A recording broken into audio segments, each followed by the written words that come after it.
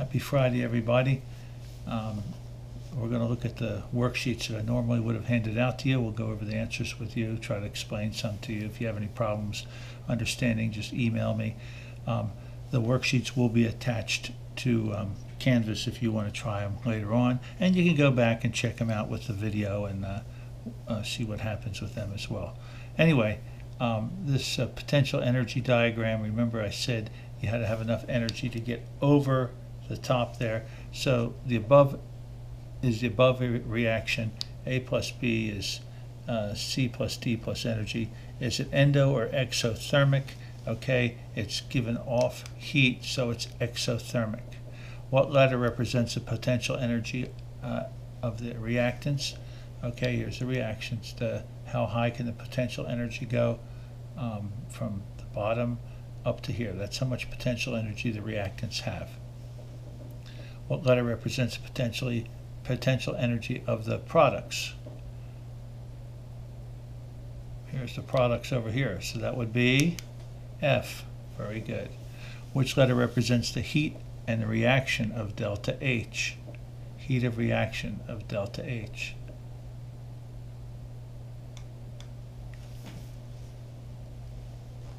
There's D right there, because you got their product plus the heat, right?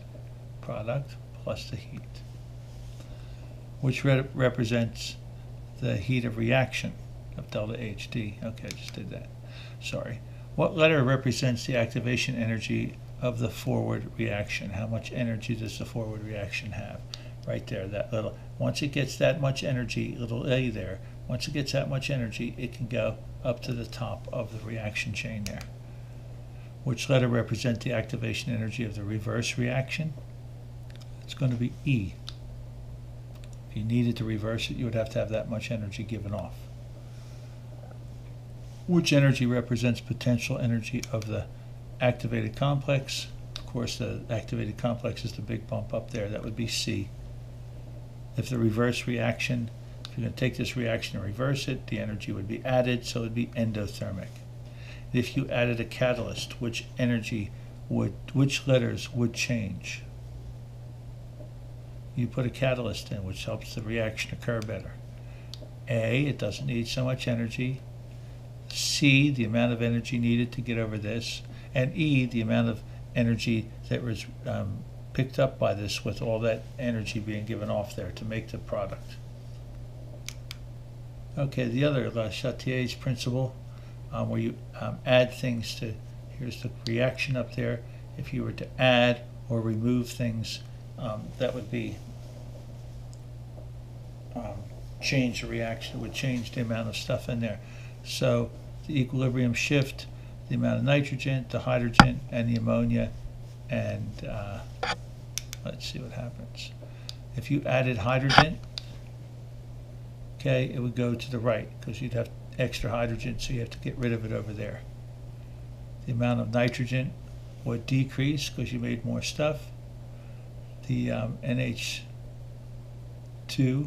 or NH3 over here, you get more of it because you just added more hydrogen. And if you add ammonia, then it's going to go to the left. Nitrogen and hydrogen are going to increase because you're pushing more of that across. If you remove nitrogen here, then it's going to have to go to the left to refill that nitrogen. If you remove hydrogen, it's going to have to go to the left to replace that hydrogen.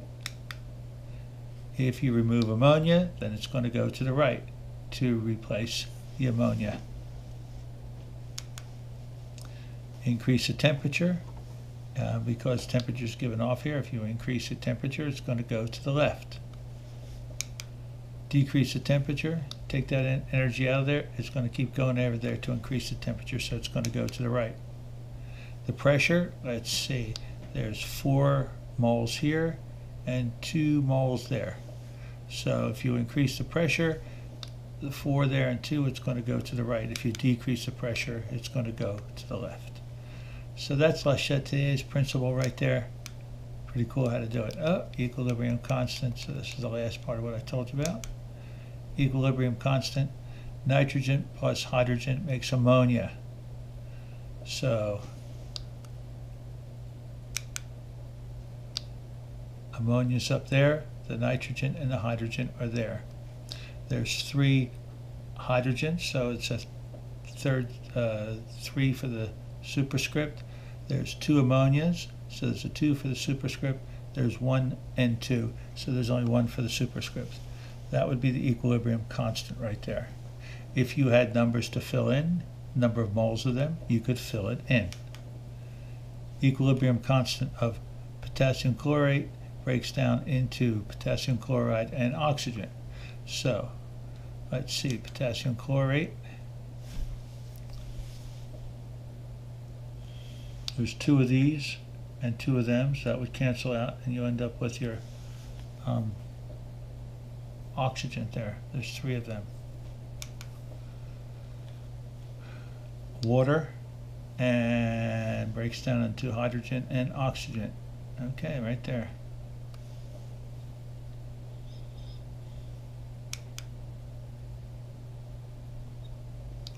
Here's carbon monoxide. There's 2 of them. There's 1 oxygen, and there's 2 carbon dioxides.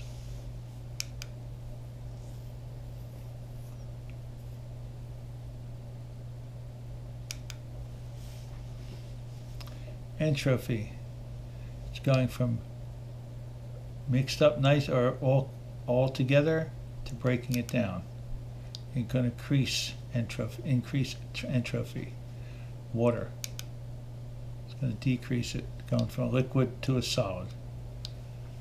Nitrogen, scattered, combined together, going to decrease it. Sodium chloride breaks down into sodium and chlorine, going to increase it. Potassium chloride breaks down, goes from a solid to a liquid. It's going to increase it. Carbon dioxide, solid goes to carbon dioxide gas. It's going to increase it. Hydrogen plus methane. It's going to decrease it. It's going to make it more organized. Less organized, more organized. Increase. Less organized, more organized, increase. Oh, no change? Oh, okay, HCl, so it makes the same thing right there. Okay. Silver plus chloride is silver chloride. So this is the way you can do some of these. Like I said, I'll post these worksheets on Canvas for you to look at.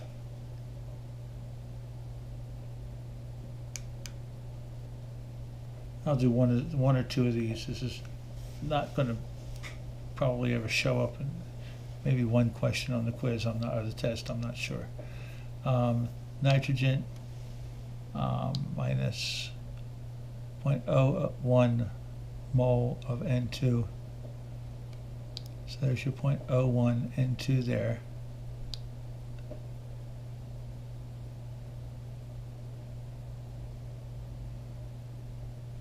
Then 0.02, it's there, and this is 0.02, it's there. There's 2 of them, so it's squared.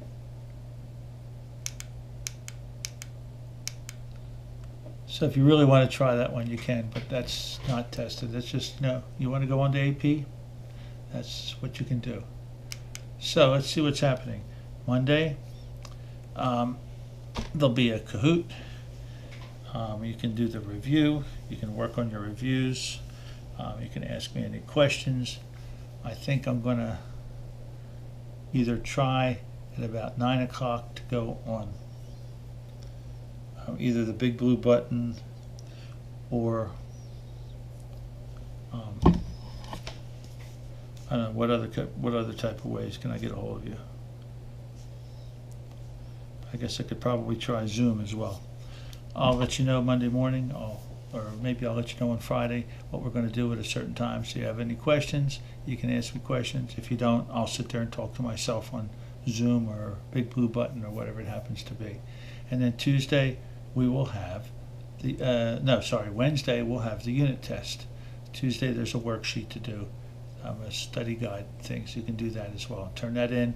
And then Wednesday will be the unit test. It will be on a lockdown browser. It'll be on Canvas, just like we take all the time. We're not really rushed. We could probably easily do 25 questions on it, and then your first batch of grades will be in. Please, if you haven't been turning in the quizzes, let's get them done. They're usually on until the next night, once the next night goes. I am not re-releasing quizzes. I'm not doing retakes on quizzes because they're just too hard to go back and do everything with. So I'm not sure what we're doing for retakes for the test, but I'll most likely take care of you on that as well. So that's what we're doing for the next couple of days. You just have a very safe weekend. I'm trying. Oh yeah, I think there's a little quiz. A couple of question quiz after this. Mainly these quizzes are to make sure you know what's going on. I'd really like you to watch the videos. It's like 1 o'clock in the morning right now while I'm doing this for you. But it's also good for attendance to make sure you're still playing along here. So do that. We got the Kahoot on Monday and the review, and then on Wednesday we have our test. Okay, have a safe weekend. Obviously you're staying indoors. We are under quarantine. Take care, kiddos.